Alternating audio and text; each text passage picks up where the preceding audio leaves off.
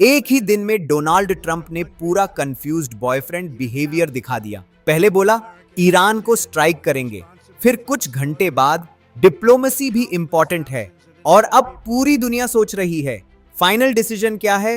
Waste Asia फिर से global tension का सेंटर बन चुका है। अमेरिका और ईरान के बीच सिचुएशन इतनी टेंस हो गई थी कि सोशल मीडिया पर लोग वर्ल्ड वॉर ट्रेंड करने लगे। लेकिन फिर रिपोर्ट्स आई कि सऊदी अरब, कटार और यूएई ने अमेरिका को सिचुएशन काम करने के लिए प्रेशर डाला, और उसके बाद सडनली मिलिट्री स्ट्राइक पोस्टपोन कर दी गई। अब सवाल ये है, क्या अमेरिका वीक पड़ रहा है या फिर बिहाइंड द सीन्स कोई बड़ा जियोपॉलिटिकल चेस गेम चल रहा है?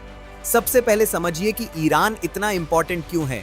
ईरान सिर्फ एक कंट्री नहीं है, ये मिडिल ईस्ट का मेजर पावर सेंटर है। Massive oil reserves, strategic location, regional influence, और इसी वजह से अमेरिका और ईरान की राइवलरी ऑलमोस्ट 45 साल पुरानी है। 1979 ईरानियन रेवोल्यूशन के बाद से दोनों कंट्रीज के रिलेशंस टॉक्सिक एक्स कपल जैसे हो गए हैं। बस डिफरेंस इतना है, नॉर्मल एक्स इंस्टाग्राम स्टोरी डालते हैं, ये लोग मिसाइल्स लॉन्च कर देते हैं। अब ट्रंप के मिक्स्ड सिग्नल्स पर आते हैं। पहले एग्रेसिव स्टेटमेंट्स दिए गए, मिलिट्री प्रेपरेशंस की रिपोर्ट्स भी आई, मीडिया ने हेडलाइंस चला दी, America ready to strike Iran. लेकिन फिर सडनली टोन सॉफ्ट हो गई, डिप्लोमेसी की बात होने लगी, अटैक पोस्टपोन। तो ये सडन यू टर्न क्यों? एक्चुअली अमेरिका एक स्ट्रैटेजिक ग्रिडलॉक में फंस गया है।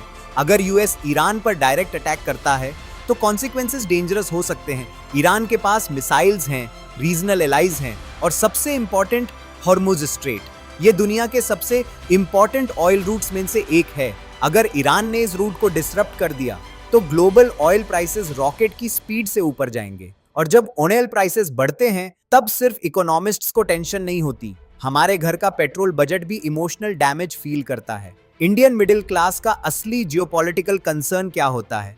बस पेट्रोल 120 के ऊपर नहीं जाना चाहिए। अब इंटरेस्टिंग बात यह है कि अमेरिका के अरब एलाइज भी वॉर नहीं चाहते, और एक और इंपॉर्टेंट एंगल है चाइना और रशिया। अगर अमेरिका ईरान कॉन्फ्लिक्ट में डीपली फंस गया तो चाइना इनडायरेक्टली बेनिफिट कर सकता है। रूस भी चाहेगा कि अमेरिका का फोकस यूक्रेन से डाइवर्ट हो। मतलब इश्यू सिर्फ ईरान का नहीं है, पूरी ग्लोबल पावर पॉलिटिक्स कनेक्टेड है। अब आगे क्या हो सकता है? 3 पॉसिबिलिटीज हैं। पहला, डिप्लोमेसी सक्सेसफुल हो जाए। दूसरा, प्रॉक्सी कॉन्फ्लिक्ट कंटिन्यू रहे, डायरेक्ट वॉर नहीं, इनडायरेक्ट अटैक्स चलते रहें। और तीसरा, कोई मेजर मिसकैलकुलेशन हो जाए और फिर सिचुएशन सडनली एक्सप्लोड कर जाए। और जियोपॉलिटिक्स में सबसे डेंजरस चीज होती है मिसकैलकुलेशन। अभी रियलिटी सिंपल है, अमेरिका स्ट्रांग है, ईरान भी वीक नहीं है, अरब कंट्रीज वॉर नहीं चाहती, ग्लोबल इकोनॉमी इंस्टेबिलिटी अफोर्ड नहीं कर सकती। इसलिए सब कंट्रीज पब्लिकली टफ टॉक कर रही हैं, लेकिन प्राइवेटली एस्केलेशन अवॉइड करना चाहती हैं। और इसी को कहते हैं स्ट्रेटेजिक ग्रिडलॉक, जहां सबको पावर दिखानी है लेकिन कोई एक्चुअल वॉर का रिस्क लेना नहीं चाहता। लेकिन हिस्ट्री का एक लेसन क्लियर है, कभी कभी वॉर्स प्लानिंग से नहीं, मिसअंडरस्टैंडिंग से स्टार्ट होते हैं।